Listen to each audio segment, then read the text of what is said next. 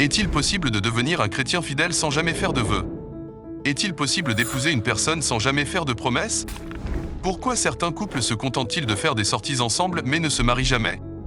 Leur relation leur apporte-t-elle le même niveau d'intimité et d'amour que l'on trouve dans un mariage engagé, monogame et qui dure la vie entière? Certains peuvent hésiter à prendre des engagements dans leur relation avec Jésus, mais, en ne prenant aucun engagement et en n'atteignant jamais le niveau du mariage, ils ne goûteront jamais au plein privilège accordé à ceux qui laissent tout derrière eux pour épouser l'époux, pour la vie, par une décision sans retour. Jacob avait compris instinctivement l'importance de prendre des engagements et de faire des vœux lorsqu'il rencontra Jésus. Après avoir commis une grosse erreur, il se retrouvait seul, ployant sous sa culpabilité et tremblant de peur. Son père aimant ne pourrait plus lui accorder ce dont il avait besoin pour vivre, ni sa protection, et il n'osait même pas demander quoi que ce soit au Dieu de son père. Mais, en cette heure sombre, un être surnaturel apparut à Jacob dans un rêve saisissant. C'est comme si cet être lui disait « Eh bien, Jacob, je suis le Dieu de ton père et de ton grand-père. Me permettras-tu d'être aussi ton Dieu? Je suis assez puissant pour changer le cours de ta vie. » Puis, surprise, cet être lui promit des biens matériels, une postérité, des progrès et du succès, une mission pour la vie et une restauration.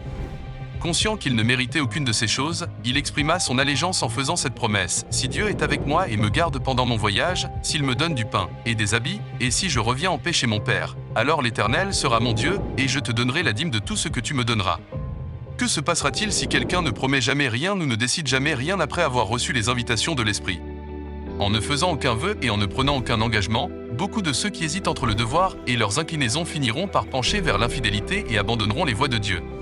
Quelques engagements fondamentaux pour une vie chrétienne couronnée de succès incluent être baptisé, adorer Dieu régulièrement et en personne à l'église lorsqu'on peut le faire, un moment passé chaque jour pour la méditation personnelle et le culte familial, l'observation du sabbat, la chasteté jusqu'au mariage, la fidélité au conjoint pendant toute la vie, l'observation des instructions divines sur l'alimentation et des activités de loisirs appropriées.